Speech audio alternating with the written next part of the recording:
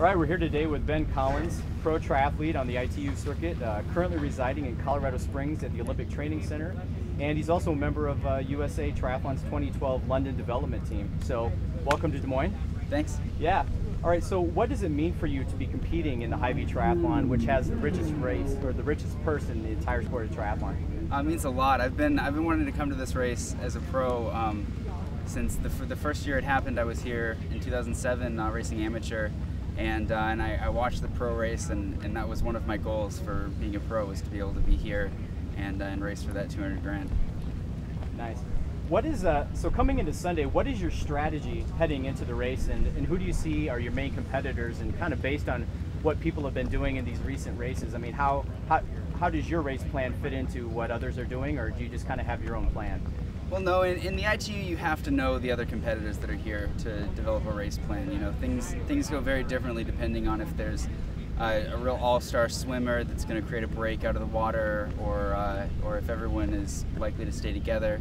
And then depending on what kind of firepower you have on the bike, you know, if you're in a breakaway and you know that there's a super cyclist behind you, then maybe that's less likely to work out. So, you know, you definitely have to study the start list and know what you're up against. Yeah. Are there any names that you would say are ones to watch out for, or who you're going to be pegging on, or? Well, I would have said Hunter Kemper. He was in great form, but he's now injured this week, so it's too bad he's not going to be able to race with us. But you know, Matt Charbot is a great young American, and he's one to watch out for.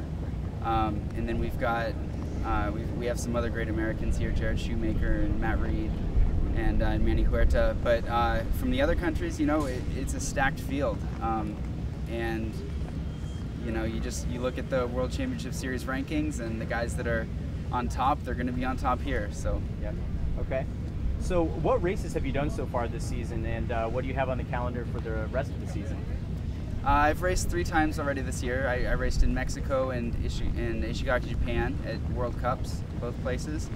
And those went well. I was 19th and 10th respectively. And then last week I went over to Spain for my first World Championship Series race. And that was a great experience. It was incredible competition, and it was almost like my first pro race. You know, that kind of a step up. So, you know, I'm really excited to get back into races like that, and like Des Moines, the Hy-Vee Triathlon is going to be that same level of competition, the top notch. So. When you're competing for a $250,000, I mean, people kind of find a little more oomph, I would think, in that last 2K of the run to really see what they have. Well, I think, you know, people are less likely to let something get away on the swim or the bike. You know, when so much money is on the line, you know, somebody's going to be able to find a reason to work for it. Absolutely. Okay, so a little bit about your background. You were a very successful swimmer at Columbia University. Tell me a little bit about your experience swimming there, and just a little bit about your athletic background in general. Did you compete in any other sports other than swimming growing up? I tried all of the sports growing up. I wasn't very good at ball sports, just not great depth perception or something like that. Just didn't work for me. But you know, I always loved swimming. I loved being in the water, and I mainly did that growing up. I skied, and I did a little bit of cross country in high school. I did 1 season of track and 1 season of cross country. And realized that if I wanted to be a runner, I had to invest some serious time in learning how to do it right, and that's what I've had to do as a triathlete. So when you were at Columbia, I think I read that you won the Ivy League conference for right, the 400 IM? 400 IM, 400 individual medley. Yeah, I was the 2004 Ivy League champion, and I was second a number of times in that event. So needless to say, swimming is probably your strength right now of the 3. I actually would say that my cycling and swimming are on par. Really?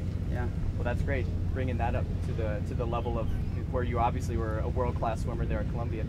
Okay, so a little bit more about your background. You've won both the USAT Amateur Nationals as well as the ITU World Championships in 2007, and that was in Hamburg, right? Right, that was in Hamburg. Hamburg, right. And Portland. Right, in Portland. And then you turned pro. It was late in the season there after Worlds, correct? Yeah, I turned pro the week after Worlds, and I went the week after. The week after, or actually the night after it officially Really? I turned pro. So you had it ready to go. Yeah, I had all the paperwork ready. I knew that I wanted to make the leap. I had finished school just right before that, and I just jumped right into it. I went to a Continental Cup in Poland the week after Hamburg, and that was a major wake-up call.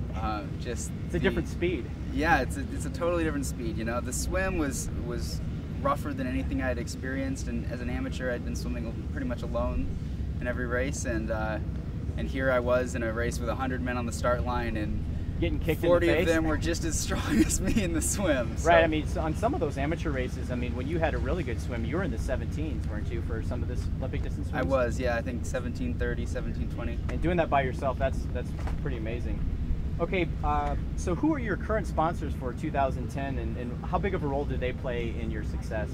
My main sponsor my main sponsors are K-Swiss and Garmin, and they play a huge role in my career through their financial support as well as product. But you know, it's great having sponsors that recognize that to do the sport, it really takes a financial backing, and they've given me the opportunity to get to where I am. Without them, I never would have had the opportunity to race and find out what I was made of, and actually qualify for the United States Project 2012 team, which has allowed me to you know, go even further and do more World Cups and the bigger races. And you know, traveling is very expensive, so those two sponsors have really made a lot of doors open up for me. And then this year I just started working with Power Bar, and I've been working with Blue 70. Actually, Blue 70 was my very first triathlon sponsor, and they've been very supportive, despite the fact that I rarely do races that allow wetsuits. And now speed suits, right? Too. Right, and yeah, and no speed suits in ITU either. But Blue 70 has been a great sponsor, and yeah. So great. So they sounds like it's pretty integral as part of. I mean, there's your training, but there's also the handling a lot of the financial burdens that it takes to get to these races and just live. And it sounds like you've got some pretty supportive sponsors. I do, and actually most of the off season is spent. It's almost a full-time job doing the arranging the sponsorships and figuring out, you know, my budget for the next year and what races I'm going to be able to do. And you know, you think the season's over and you can just relax, but there's all kinds of work to do as soon as it's done. Absolutely.